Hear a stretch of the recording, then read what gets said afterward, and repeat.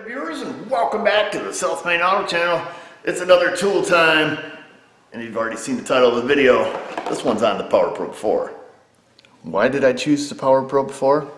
I don't really have an answer for you. And you guys know that I'm not a huge Power Probe user. Do I hate it? No. Do I love it? I don't think so. But I have one. I've actually still have the OG, the Power Probe 1.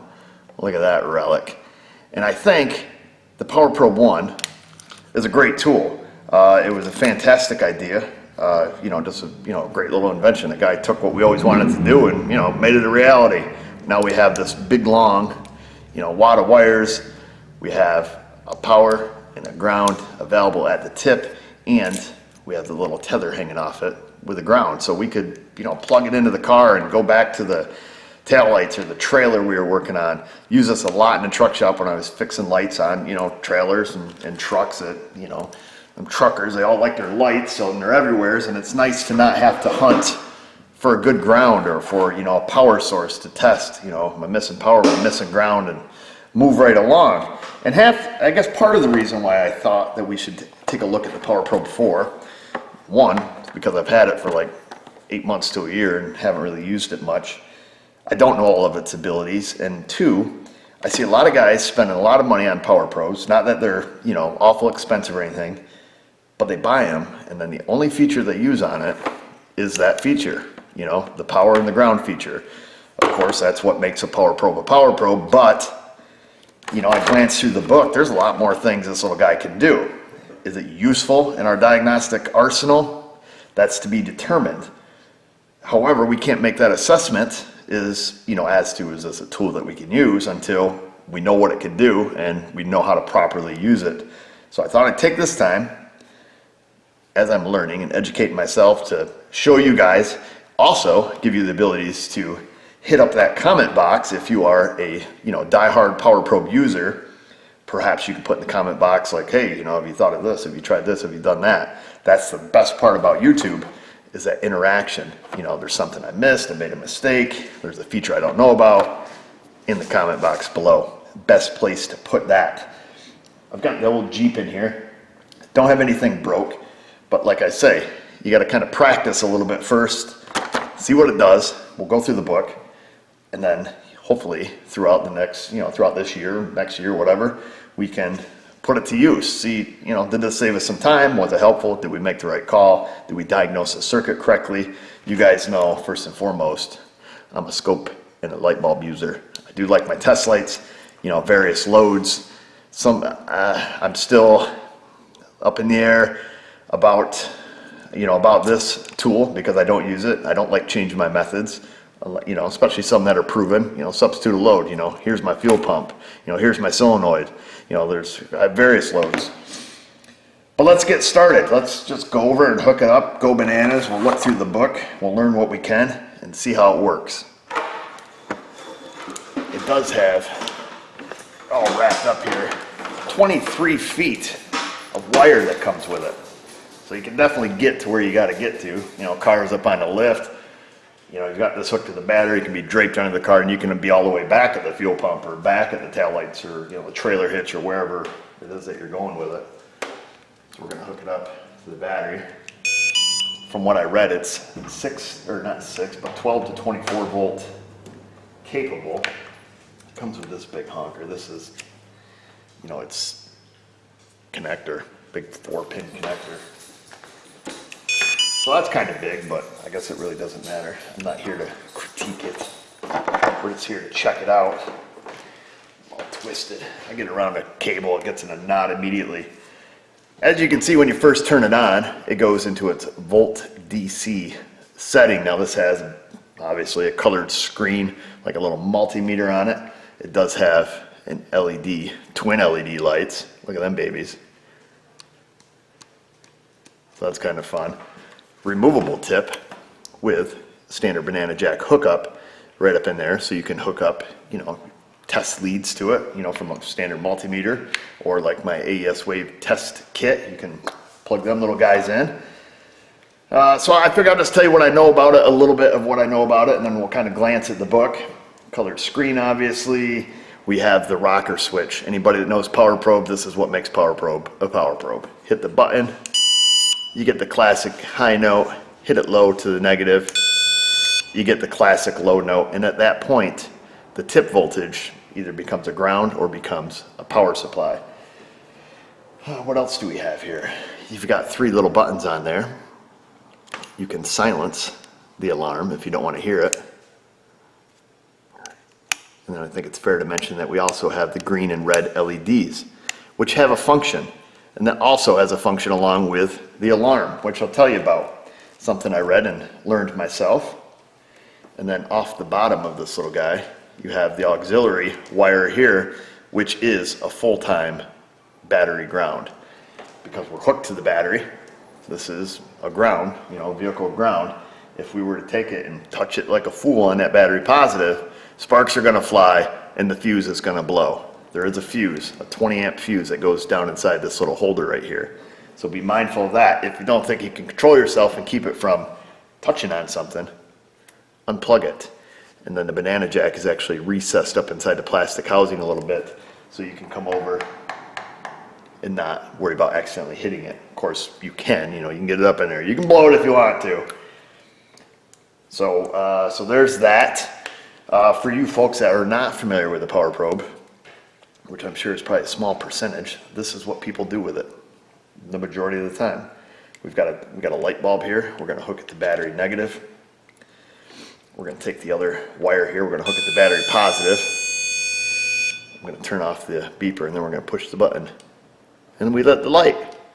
And you can use that for all sorts of things. Activating solenoids, blower motors, power windows. Use your mind. Anything that runs off to 12 volts that's within its amperage capabilities. Now it does have a circuit breaker in it. Automatic resetting circuit breaker behind this cover. And it does have limitations as to when the circuit breaker blows. They're actually stated here in the book because I was kind of curious. And sometimes I read directions. 20 amp in the ground side. At the tip, 8 amps, you can flow indefinitely without tripping it. You can flow up to 10 amps for 20 minutes, 15 amps for 6 seconds, 25 amps for 2 seconds, or a short circuit 0.3 seconds and it blows the breaker. How do you know when it blows the breaker? The old power probes used to have a mechanical resetting circuit breaker on the side. It would go click, and then nothing would work, and then you had to push it back in about 10 seconds later after it cooled down. Now this one, let's say you're, let's do it up here where it's safe. You're testing a ground, you're hooked to ground, and then you gotta hit the button because you can't stand it. Oh, it tells you circuit breaker resetting. And then it beeps like that continually until it resets. There we go. Now we're back to normal. So you make a mistake, it resets for you. Now, one thing that I have said about the power probe, all power probes, 1, 2, 3, 4, the hook, whichever one you have, it's not a dangerous tool by itself. It's no more dangerous than a gun is dangerous. But the operator is what makes it dangerous. So let's say we're coming along, we've got the ECM right here, and we're just poking wires because we like to poke wires, and we're poking along, and you got this button, and you get into a wire and it has a little signal on it. You're like, is that supposed to have power? And then you go like that, and a little bit of smoke comes out of the box, and it's show over. That's what makes the power probe dangerous. Now, if you got a guy with a test light, let's say he's got this little test light, and he's going along, and assuming he doesn't short 2 pins together, with the probe, he's just going along, he's not going to cause any damage. You go along with this and start rocking the button, you're going to cause some damage. You potentially could cause damage. And that leads me to say this.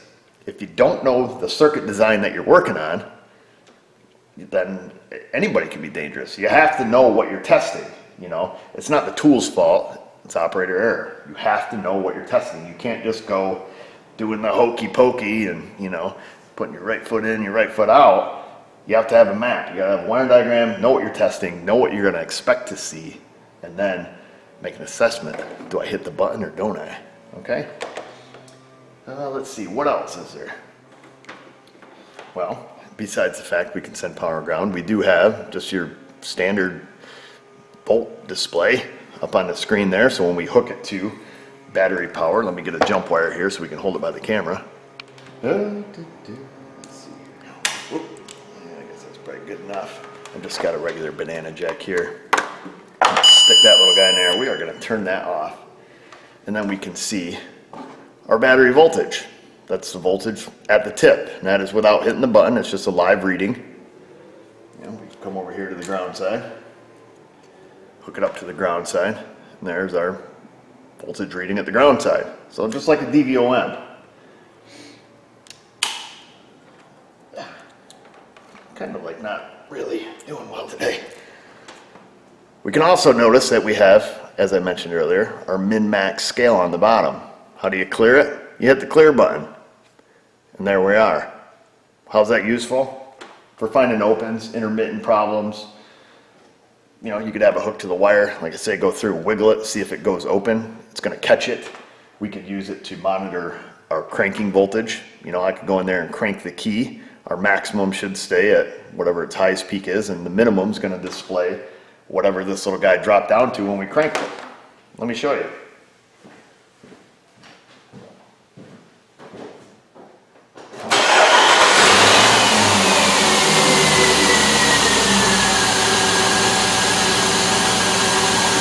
This battery was pretty low to begin with, but we can take a look. We can see our minimum voltage hit what, 8.89? We can see our charging voltage. So, just one example. Lots of things you can use that min-max setting on, just like you could any other voltmeter.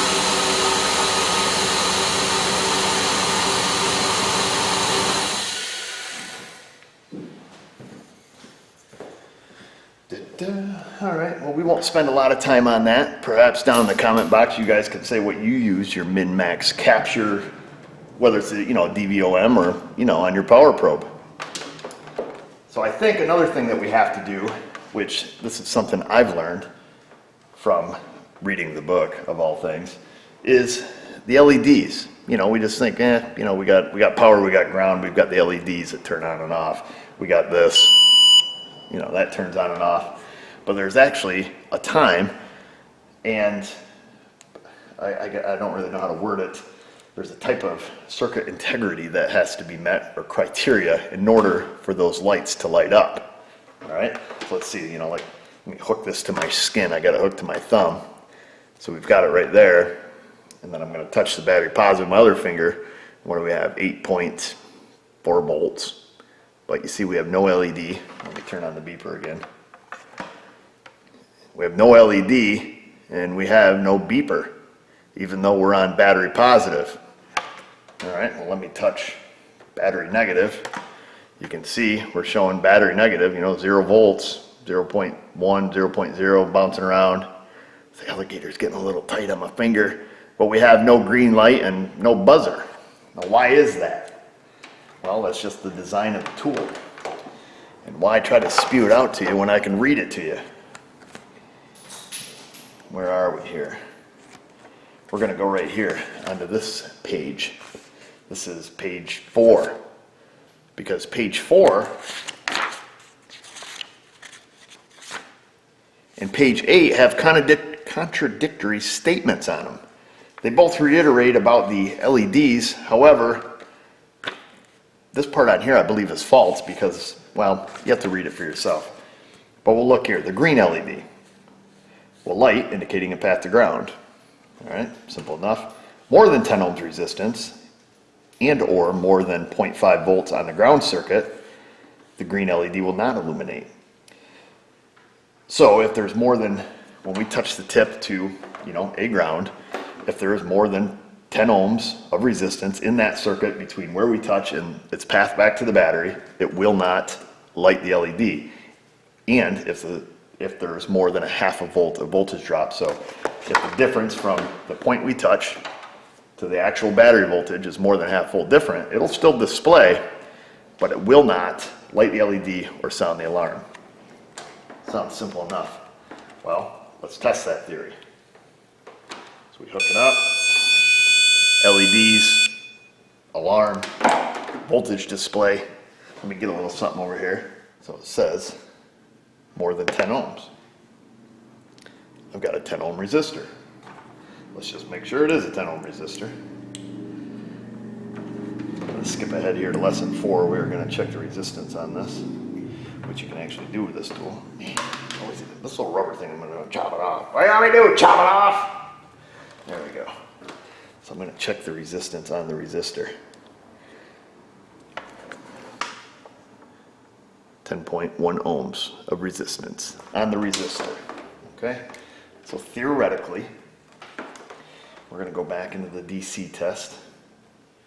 So we're back to the main screen. Now, if we touch this resistor on the battery negative, oops, I have my finger on it, sorry. Gosh dang it. You know what? Why don't we just clip it to battery negative? There we go.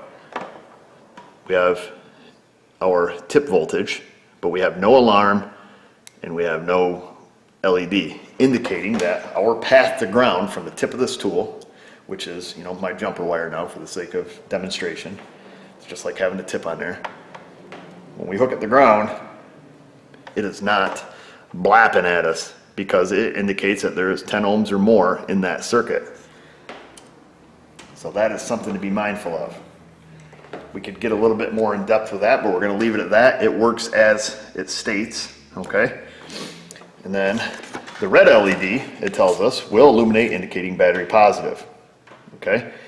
If the circuit voltage drop is more than a half a volt from battery voltage, the red LED will not illuminate. But it doesn't say anything about resistance in that circuit. So theoretically, if we take our 10 ohm resistor, which without current flow, we should have no voltage drop. So when we touch our 10 ohm resistor on the battery, it should blap the lights and do its dance. And it does, because there is, you know, no voltage drop. Or, let's see, yeah, we're at 12.27. Same as tip voltage, there's no voltage drop. So that's pretty interesting. You know, so if you get on a, you know, like I said, if you get on a circuit like this, you know, that's more than a half a volt. You know, I'm just touching it, hooked up here, touching with my finger. You know, there's 9 volts. We're not within its range. But if we were at, you know, 11.8 or 11.9 volts, you know, it should, you know, blap off. We could get our varying resistor over there and probably dial that down and figure that out, but it seems to work as intended. So we'll keep on trucking. So keep that in mind if you're seeing a voltage, but you're not hearing the LEDs. Why is that? Answer's in the book, baby. And we'll also keep that in mind when we're doing some diags. What's next? I think I'll just mention, sometimes I do stuff that's quick and dirty, and well, I like to see if the circuit has the ability to carry current. And sometimes you can, like I say, get quick and dirty with the old power probe. So for example, like, get that red plug unplugged here. This, you know, AC clutch here on the Jeep. So we have, you know, the power that comes from the AC clutch relay, and then we have a full-time ground on it. Well, let's say we're back there, or, you know, well, let's say we're right here, and we want to say, you know, is that ground, you know, this is a 15 amp circuit that runs this compressor clutch. Is that ground any good? Well, the way it's, with the wiring that's on it, that wiring should easily be able to withstand its, you know, 20 amps that the old beast will put out. If I put it on the ground, I give it full beans, it blows the breaker. Well, I know that that ground circuit, well, it can at least carry 20 amps. So if that makes sense to you, so it's going to be the black wire. The green LED, the tone indicates, you know, as it states in the book, it's a ground circuit. There's less than 10 ohms resistance in that circuit. And I blew the breaker as soon as I hit the button. So that tells me, just kind of quick and dirty, yeah, that ground for that moment could take that 20 amps and pop my breaker. Lots of things we could do. I'm not going to go through and demonstrate every single thing we can do with it. We're going to go on and check out some more of its features and functions. So the next function it has is what they call the power feed test, or the PFT for people who like acronyms. And it states here that it's used to check resistance on static circuits or voltage drops on active circuits by simply probing one connection of the circuit being tested. The PTF, power test feed. That's funny. They got a typo here. It's supposed to say PFT. I found lots of typos in this book, but it says PTF. It's supposed to say PFT. So the power feed test measures total circuit resistance from the source battery accurately, whether there is voltage on the circuit or not, unlike standard multimeters. Okay, all right. So most multimeters, you want to check resistance on a wire or a circuit. It has to be unplugged and turned off, otherwise it goofs your meter all up. With the auxiliary ground lead, PFT, can also be used as a standard ohm meter.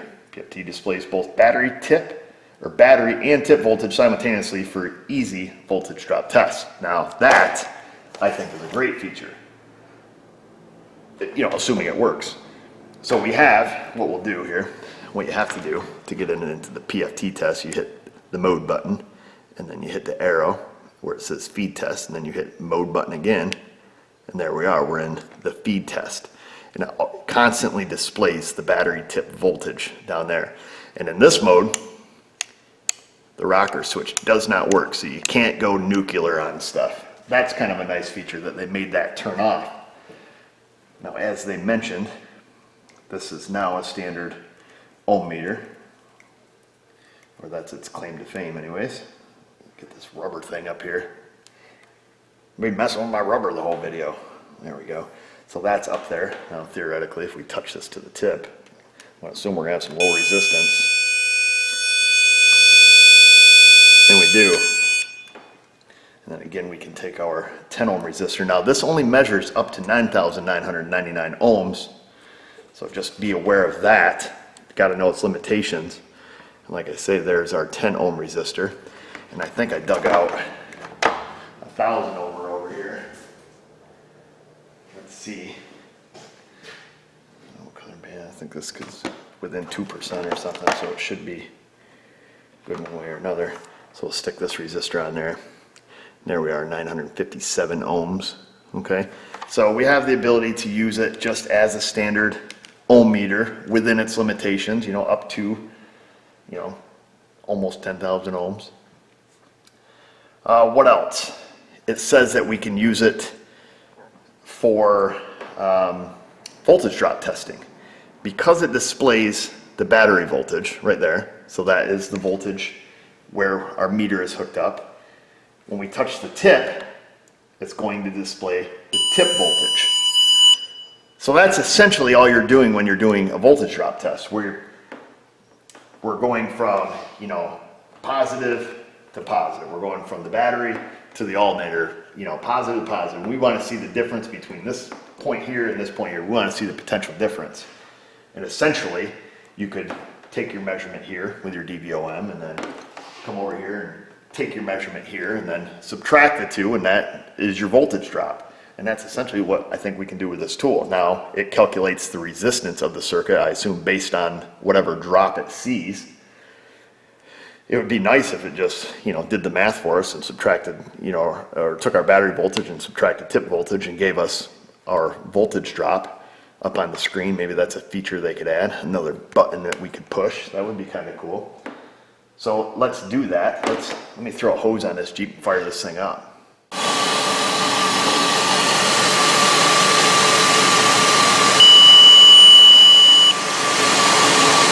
So we can see there our battery voltage is 13.83, and our alternator is 13.93, we'll say for the sake of math. So 100 millivolts of voltage drop across the cable from the alternator to the battery. 1/10 of a volt difference. Not uncommon. Battery was low on charge.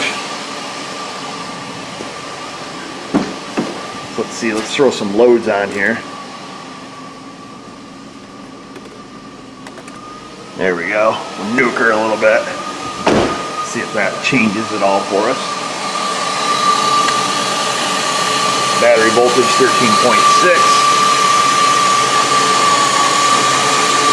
And Yeah, barely. 150 millivolts under full load, something like that. Completely acceptable, but you can see now we should be able to get a regular meter here and demonstrate this.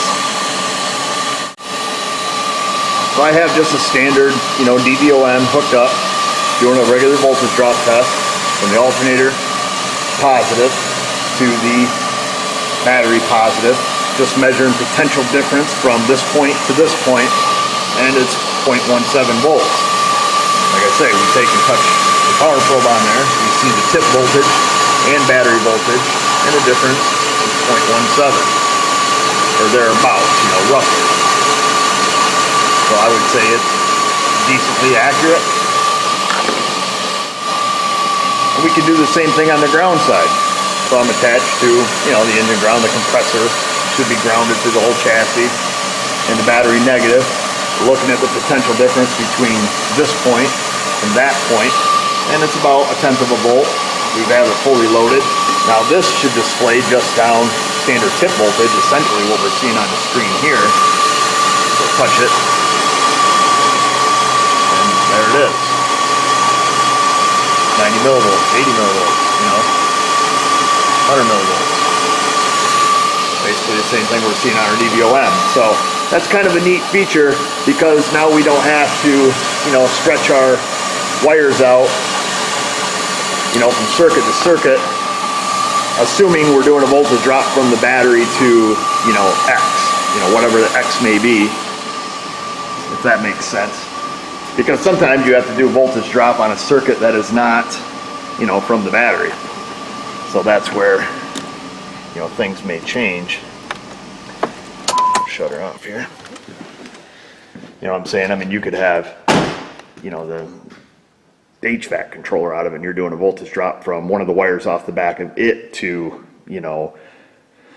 actuator or something like that. You can perform a voltage drop on, any circuit. Watch out, Shiva.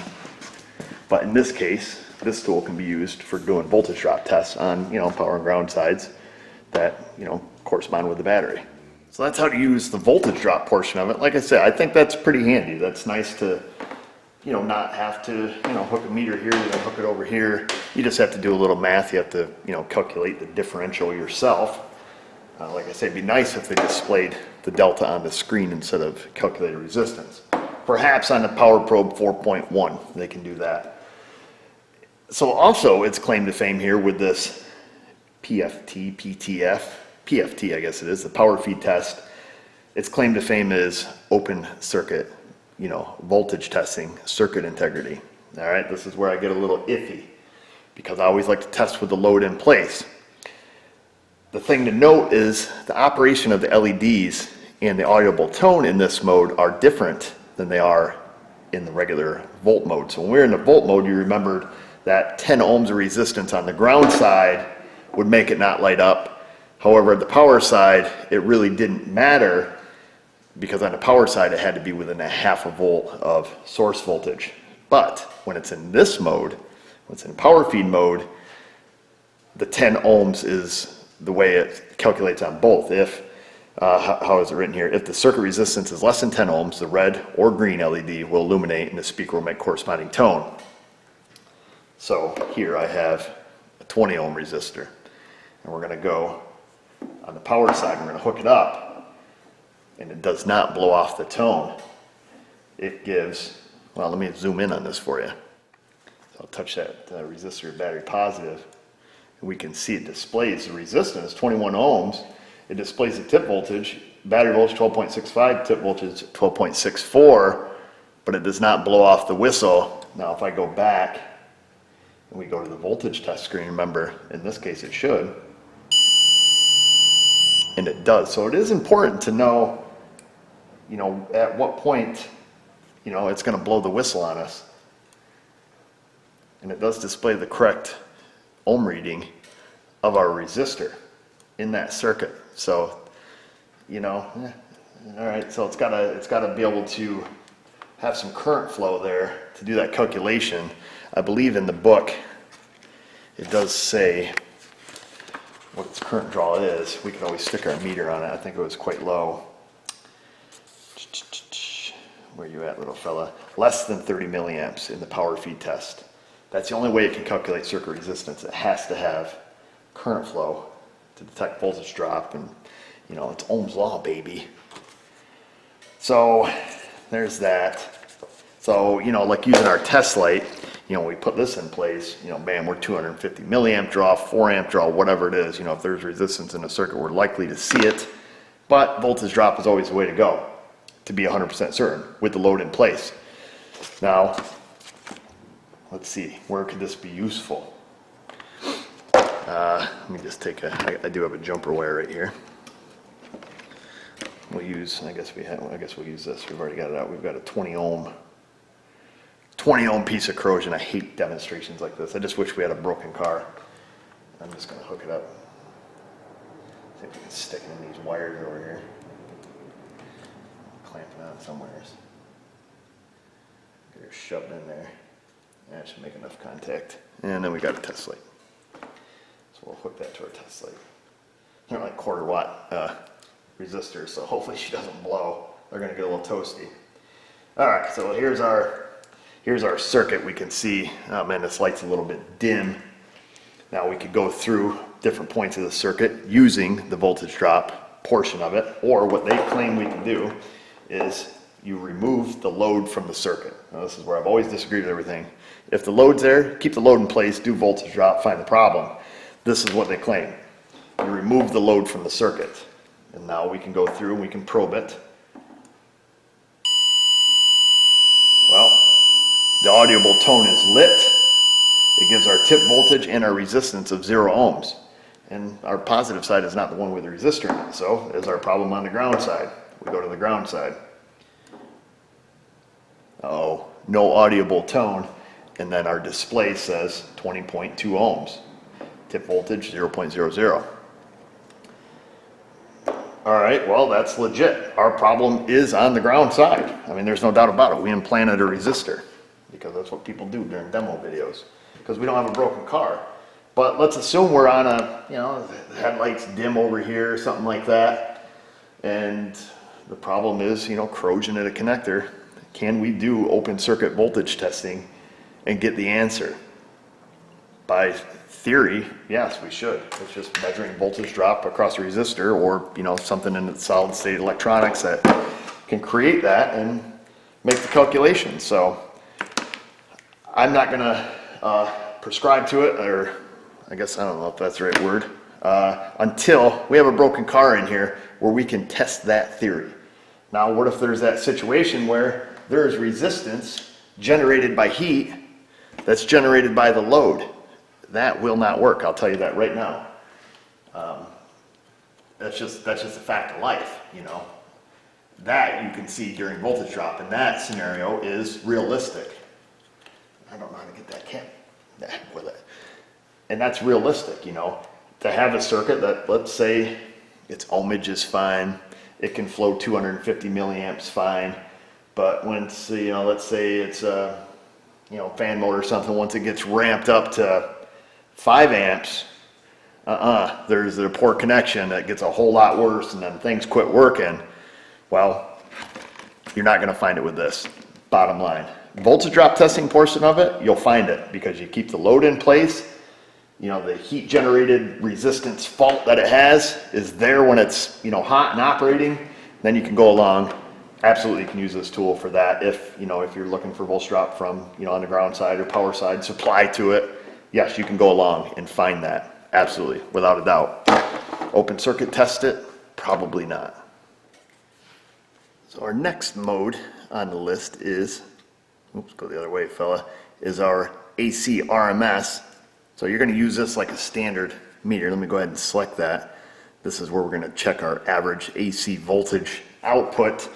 You could use this, you know, crank sensors, ABS sensors, alternator diode, anywhere that you're going to use the AC scale on your regular DVOM. You know, we can start it up. We can look for AC voltage being output from our, you know, from a bad diode, you know, cam sensors, you know, you name it, anything that's going to, you know, any AC pulse generator type sensor. We could use it for that.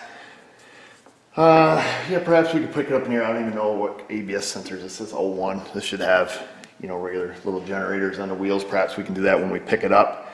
Let's see, what's our next mode here? Go to our next mode. That is our PP tester. This is where we test our PPs, or your AC voltage peak to peak. And then it also has the min-max at the bottom. So this essentially is going to show both extreme points. Instead of averaging the AC voltage, it's going to show the maximum and then the minimum. You know, just reading through their literature, you know, typically if I was concerned about this where you need to see that full amplitude of the signal, I'm going to use a scope. That's just the bottom line. Now they comment in here that it is only up to 100 volts, so 50 volts high, 50 volts low. That's the most that you can measure with this. They say, let's see here, blah, blah, blah. For checking data communication lines, we're measuring the full range of the AC signal as required. You know, I'm not really buying it at this point. It wouldn't be my first choice. However, that portion of it is in there. So, you know, if you need to see the extreme peaks and valleys of the sine wave you're looking at, you know, you can utilize that feature. If you guys use that for anything else, I would be kind of curious in the comment box below what you're using that for in your diagnostic realm, whether it's, you know, on the power probe or even on, you know, a regular DVOM. Right below our PP tester, we have our Hertz frequency counter. So we can select that and it can display frequency, Hertz, and it also gives us our pulse width, which is pretty nice.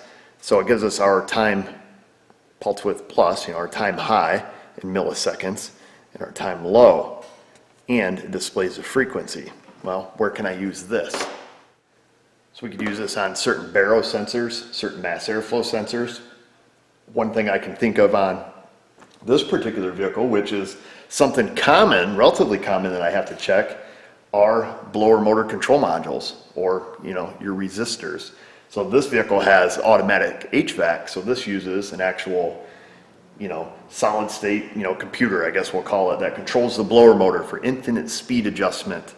They typically run at a fixed duty cycle but have a varying pulse width. Right? Did I say that right? I'm sorry, I didn't. That is completely incorrect. They will have a fixed frequency and then a varying duty cycle and pulse width, which kind of go hand in hand. So yes, you can have a fixed frequency. So if you got to think of it like this. So your frequency of a signal is how many cycles per second it goes. You know, high versus low, on versus off, how many times. You know, your household current here in the U.S. is 60 hertz. You know, that's 60 times per second. Your duty cycle is going to be measured in a percentage. That is the amount of on time of the signal. And then your pulse width is basically, instead of being a percentage value like your duty cycle, it's going to be a milliseconds value. How much on time, you know, how much time, how much, you know, on time high, how much low. That's the pulse width of your signal. So pulse width and duty cycle can vary, while the frequency remains fixed. Sometimes it's a hard concept to grasp. If you're a visual learner like me, it's a lot easier to understand that when you see it on a scope. But let's utilize this function of it. We'll go in there, I'll get some kind of probe, we'll see if we can find the blower motor control module. Should be out in the open for us. We'll hook onto it, see what kind of readings we get. Alright, so I turned the key on, we're up under the dash. This is kind of nice with the little flashlight.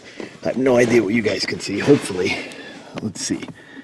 Let me see your screen. Let me move you just a little bit. Now we're cooking. So you can see I have no other light in here except for this light. So that's kind of handy, gotta admit it. We gotta admit it. And here is our blower motor control module. I guess we'll call it, we probably shouldn't, somebody's got to freak out, we call it the wrong thing. It's our blower resistor, or amplifier, whatever you want to call it. So we have a power feed into it, a ground, and then we should have a control wire. Now a lot of times these are just 5-volt control wires. I always say you gotta know your enemy. I didn't look at a diagram, but I've fixed a few of these in my day. So I'm gonna swap out the tip. I'm gonna put a little probe up in this joint, which I can't without my adapter. Let me go get an adapter. They should include this in the power probe. It's a little adapter. Turns it in, you know, it's a double male donger. We'll put that in there, and now we can slip the female side right on. And now we have a floppy little probe on the end. So I don't know if we have, you know, power and stuff till we turn the key on, but we're going to go right up into the control wire. Actually, what we can do, can you guys see the screen? It's probably, crap, the exposure is all messed up. I was going to say, we know this system works. There's no sense in going through and saying, is that a power, is that a ground, blah, blah, blah. So we're going to go right to the control wire. I'm pretty certain these Chryslers are 5 volts. Ground switch. They get pulled from high. Come on, get up in there, you freak. They get pulled from high to low in order to turn the blower motor on. The longer the signal is low, the wider the pulse width is pulled down low, the faster the blower motor spins. And what's that mean? Well, that means if I put this in a different mode, I click the button down, my blower motor should come on full beans at, you know, 100% duty cycle. It's just full ground. You know, we can't hurt it. Let me just turn the key on. I already did turn the key on, you ding dong. And I can kind of prove that for you. I'm going to flick back to the volt setting. And I am right, it is a 5 volt signal. And if I ground this sucker, our blower motor should turn on.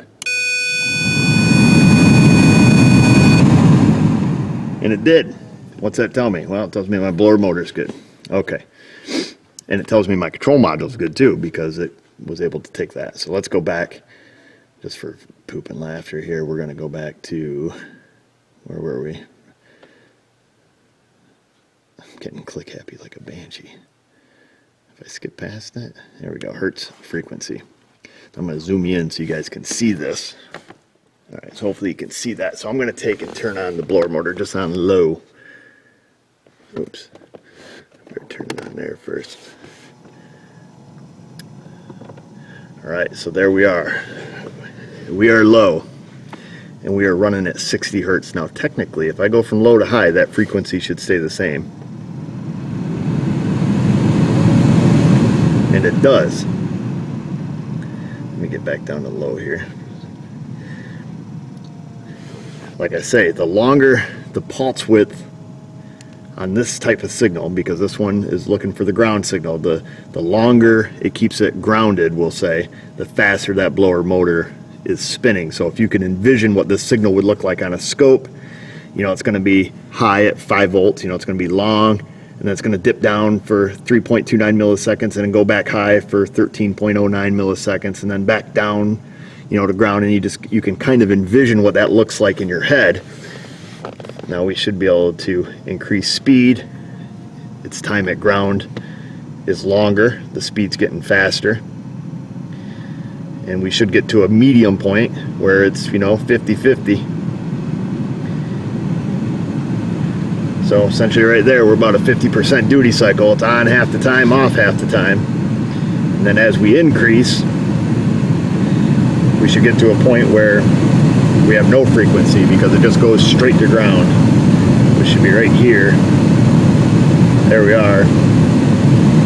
Now we're at full beans. It's administering a full ground on that. Kick her back a little bit. Like I say, you can kind of draw this out in your head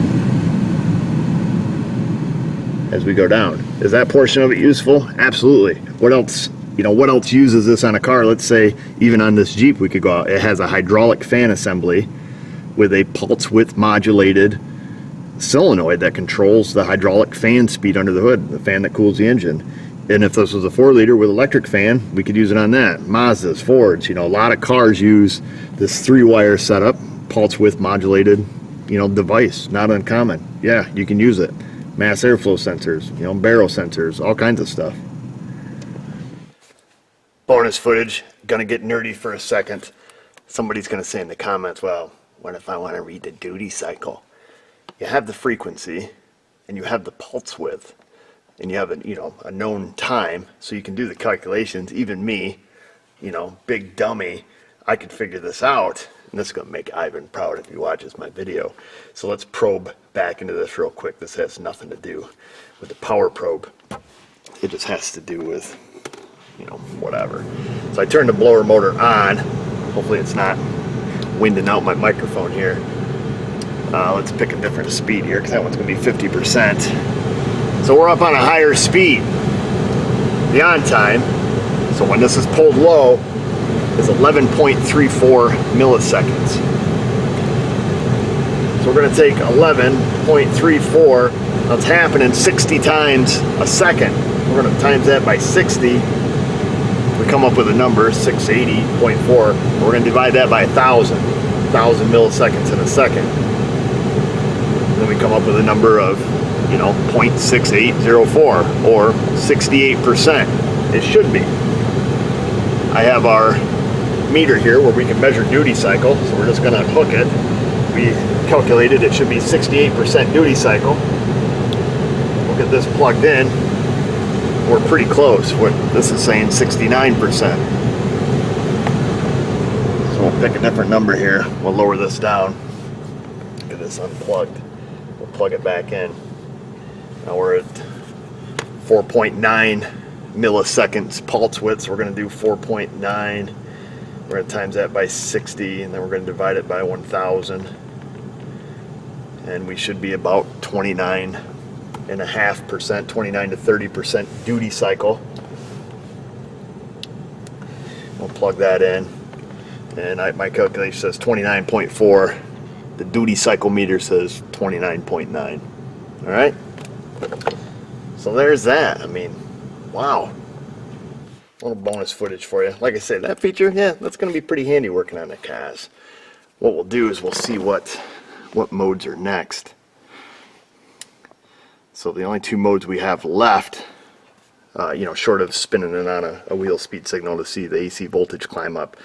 Like I say, this wouldn't be my first tool of choice for that because, well, let's say you have unwanted ABS activation and it's due to, a missing segment of the tone ring. Now you guys would say, well, you can visibly see that with your eyes. Well, contraire. I think I have a video doing a Jeep Patriot, perhaps where just the magnetic field was disrupted.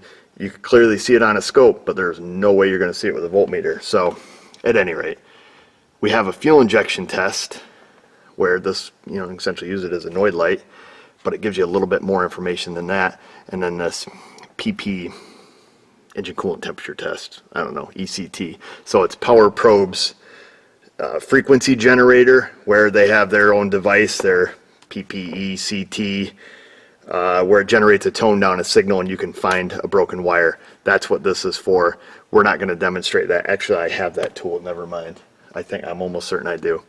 But at any rate, let's just go up to the fuel injector tester. Now this, supposedly, when we hook it to the control side of an injector, is going to give us the on time in milliseconds. How long did that injector stay on? 2, 3 milliseconds, whatever. It's going to show our inductive kick voltage. When that field collapses on that injector coil, what's the voltage spike? 60, 70 volts.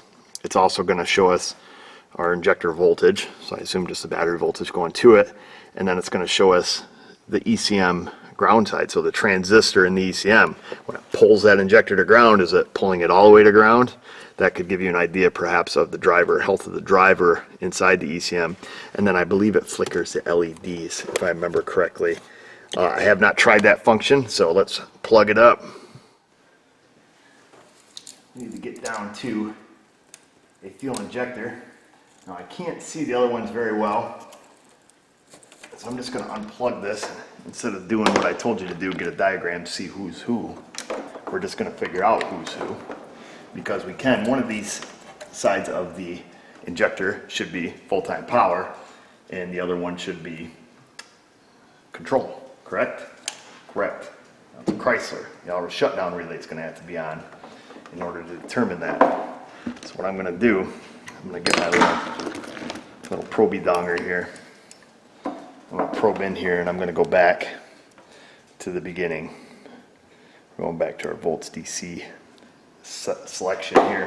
Now none of these are going to be powered at this point. Shouldn't be anything. Let me find the hole. I got nothing. A little bit of tip voltage there. I'm just going to leave that in. I'm going to turn the key on, see if I hear it scream. It should only do it briefly while the auto shutdown relay turns on and then back off. If I'm in the right hole.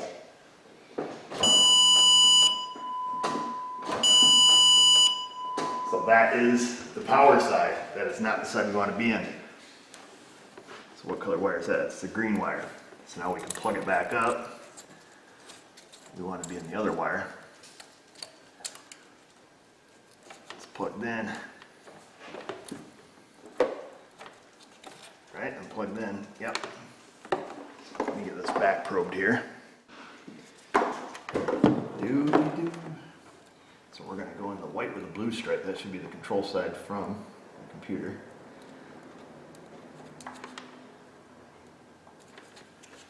That's a ways down in there, fella. Hopefully that's connected. We can find out if it is connected simply by shutting the key back off and then back on. It should make an audible tone. There's not going to be any voltage drop. There's not going to be any current flowing through there, so it should just be 12 volts in, 12 volts back out. We should hear a little tone because the power side testing in this mode is not affected by the resistance of the coil, according to the directions. So there we are. So you can see how the audible tone might be a handy feature in this situation. I'm going to flick it back to the fuel injector test mode here. There we are. Now theoretically we should be able to start it up and see what the injector is doing.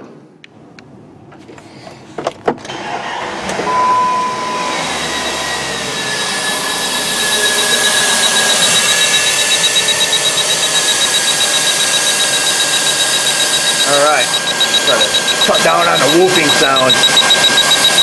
We can turn this, okay, so you can turn the beeper off. We can see we have our injector on time is 3.7 milliseconds. You can read just as well as I can speak it to you. Our inductive kick is about 60 volts, and our injector is running at 13 volts, and the ECM is pulling it down to near ground. And we've got flashy, blinky lights. Yeah, you can use it for a Solenoid light and get some useful data.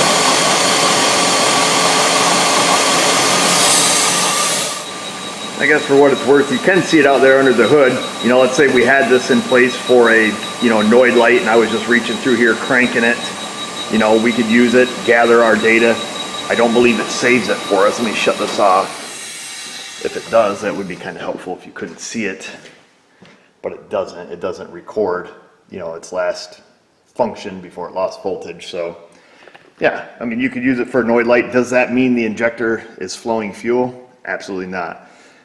You can see that. Well, let's say, we got the book right here. Let's give you guys, I draw it out when they've drawn it out for us. I know it's somewhere in here. I thought I saw it. Yeah, there it is. So here's our typical injector waveform. We've got our source voltage. This is when it gets pulled to ground. This is the amount of on time in milliseconds. Here's our inductive kick. And during this portion of it, this is when we can usually see the injector pintle move. There'll be a little hump right here in the bottom portion of the graph. And also, if you were doing a current test on it, you can see the pintle open, and then on the voltage side, you can actually see the pintle close. So you can have a good pattern or a good set of data. You can have a good power, a good ground, a good inductive kick, and no pintle movement. Now, sure, if this injector was open circuited, short circuited, yeah, you're going to see it with this. Restricted, you're not going to see it with this. That's just the fact of life. At that point, once you've verified, let's say, circuit integrity, yeah, the circuit's good. We can tell that because we tested it with the load in place. Yeah, at that point, you don't have a scope. Now you can do an injector drop test and see, is this injector flowing? Is this the cause of my misfire? And so on and so forth. The other thing we can do with this tool, being that we're right here, get the little rubber donger up. We can put it in resistance mode. What do they call that again? Feed test. We put it in feed test mode, and we can check. Let me get my tip. We can check the resistance of the injector. Let's see here. And then we can, calculate how many amps it draws and all that stuff. Let's go in here. It's going to be about 10 ohms maybe, no, 13. Whoops, you guys can't see it perhaps, but it is coming up. I can hold still, 13.9 ohms. So this baby draws a little under 1 amp. All right, and then you can go down through, you know, if you know the spec on your injector, you can say, you know, is it open, is it shorted? So yeah, you can use the tool for that. Why not?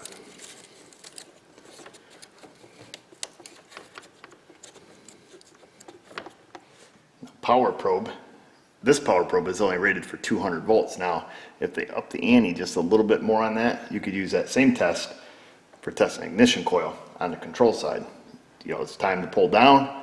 The time it's pulled down, it's pulse width, it's dwell time, and then it's inductive kick. Now, unfortunately, the inductive kick is going to be a tad high. You know, it's going to be, you know, right at its threshold, that 200 volt threshold. But if they, like I say, if they up the ante on that tool a little bit, you could also use it for ignition coil. Man, I'm giving Power Probe a lot of good ideas here. The last test we have to cover on the Power Probe is what they call their advanced testing operation, driver testing. This is going to be for testing like a computer controlled solenoid. So this is a lot like what we do on our channel. This is where I always use a test light. I'll take a test light. You know, this is assuming it's a ground side switched computer component, like this, you know, like this Purge solenoid here. It's going to be ECM controlled. I believe the ECM on these controls the power and the ground side. So I believe the ECM turns on the power. We're going to have to look at a diagram to be sure, because we don't want to guess. Or maybe it's from the auto shutdown relay. No, it's probably not. We'll have to look.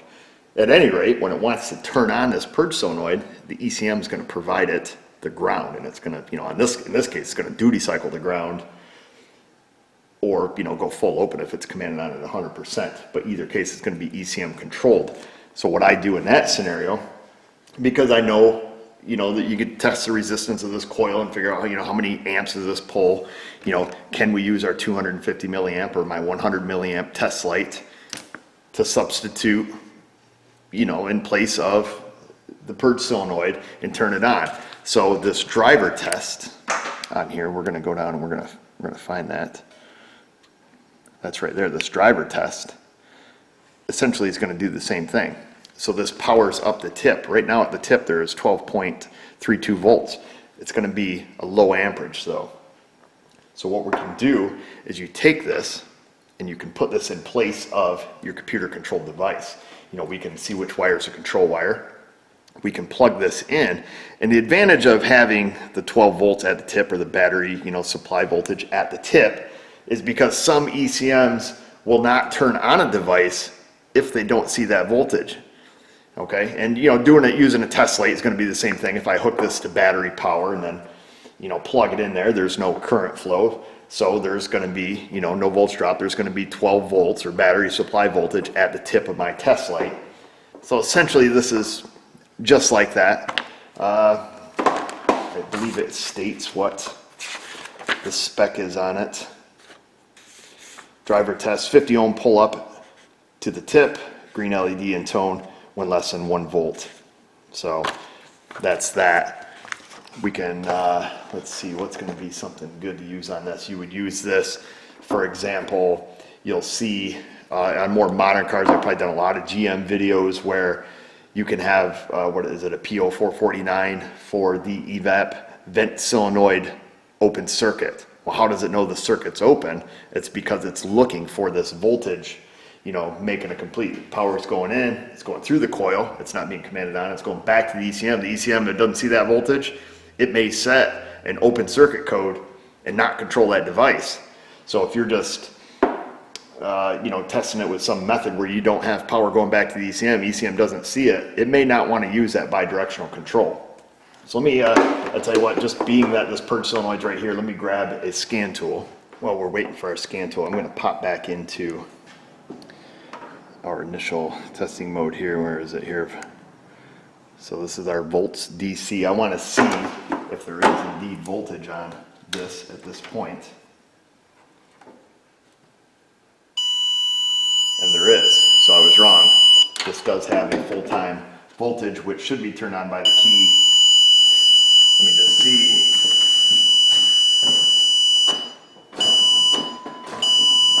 Okay. do have a voltage. So we could test this in different ways here. So we know which side, let's see here. That's our voltage side, so I'm going to go into the control side on it. Then I'm going to go back into our driver test. I'm going to load up our scan tool here. We're going to have to manually select this one. I'm going to get the information put in, see if this bidirectional control is in this scan tool. All right, it is. So we have the Canister Purge Solenoid test. Now I believe on the Chryslers and the aftermarket scan tool it sends a pulsing signal. Let's see, Canister Purge Solenoid, engine must not be running, continue. Now you can see we're hooked up and we're at 12.05 volts going into it. Computer's not turning it on. We will activate it. It says it's, and you can hear that it's activating. Again, we should be able to, assuming it doesn't kick us out of this test for open circuit, we should be able to stick our test light right in place and see the same thing. So it's a much faster blink rate. It doesn't hold it on at 100% duty cycle. But you can see in this case the tool did work for it.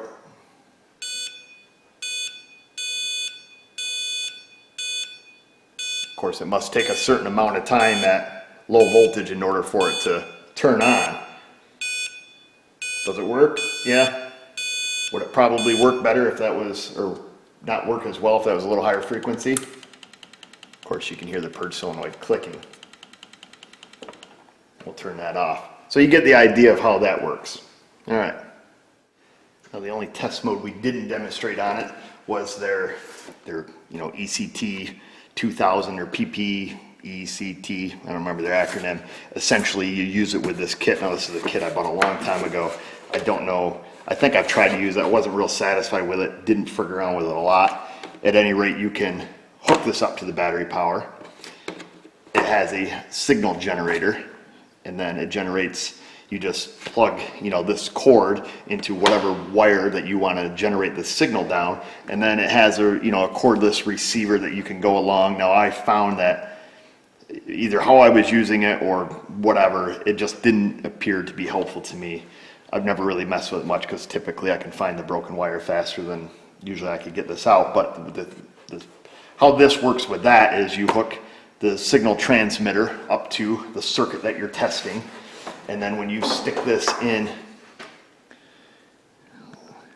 its PPECT mode, it looks for the unique signal that this is putting out. So if you were, let's say you had a 60-pin connector at the back and another connector up here, and you knew which circuit you were going after, you would take your, let's see, I guess we can take it out. Just to show you. So I've got our tone generator hooked up. So battery plus and minus. It's generating a signal out this wire. I have this in our PPECT mode. Now let's assume we had this hooked to a wire at the back of the vehicle, and we're up here going through this, pulling through this connector to see if this signal is being sent all the way to the front. Well, what we do is we take and we plug it in here. It says not detected currently. And when it detects the signal, it lights up both LEDs and says detected. Okay, where could that be useful? Well, you're checking for a broken wire, and let's say we're back at this, whatever connector we're at the back, and there's 5 or 6 connectors along the way. We could go to this connector. Do we have signal here? Do we have the signal here? Nope, we lost it here. I suppose you could use it like that. Like I say, I don't, simply because I have other test methods that I use. But could it be handy? Sure. I don't see why not. It may be handier than using the radio frequency pickup of it. I've never had really good luck for that. It's supposed to guide you in direction, but again, I've never given it a lot of time. So perhaps it is useful. I don't know. Anytime I used it, it seemed to turn the entire wiring harness into a giant antenna. And it seemed to be kind of fussy, the distance in which you had it away from the circuit that you were tracing. So, like I say, I think that's it, folks. And I think we'll call it quits. This tool time video ended up being a whole lot longer than I thought it was going to be, but hopefully we got some value in it. I know that I certainly did, because not being a Power Probe 4 user or a Power Probe user in general, on and beyond the, you know, the push button function, it's kind of handy to know what this tool can do. And can we use it? Can we trust it? Well, the fact of the matter is, I want to wait for a broken car. I want to wait for a circuit we know is bad. Can we use it? Can we make the call from it? And then once we do, can we use our normal test methods that we do to confirm or deny it? Or do we use our normal test methods and say, you know, here's what it is. You know, beyond a shadow of a doubt, this wire is broken, there's resistance, there's corrosion, there's whatever. Could we have used this and come up with the same exact results definitively, 100%, and make the call? That is to be determined. We're going to wait for a broken car. And being that we work on broken cars every day, we'll give it the old college try, I guess. So we'll give it a go. Next broken car that comes in, we'll try to use it. Sometimes I don't like change, but you know, it's worth a shot. That's the only way to give a real tool review, I guess. So that's that. Any questions, comments, concerns, put them in the comment box below. If you have experience with the Power Probe, 2, 3, 4, hook, whatever, let me know. And let me know what you think or what you found, or if you've gotten burned because of, you know, a false positive, you know, let me know on that too. And if you want to see more Power Probe videos, like I say, I do have the hook sitting in there. It's just about as clean and shiny as that one, but I'm a little bit of a tool junkie, so I see something new, I'm like, yeah, let's get it, and then I never use it. You can't hate me for that. So if perhaps you want me to go through the book on the hook, let's do it. And in the meantime, I'm going to get going home, so you know where to find us. One Social, Patreon, and just remember, viewers, if I can do it, you can do it. Thanks for watching.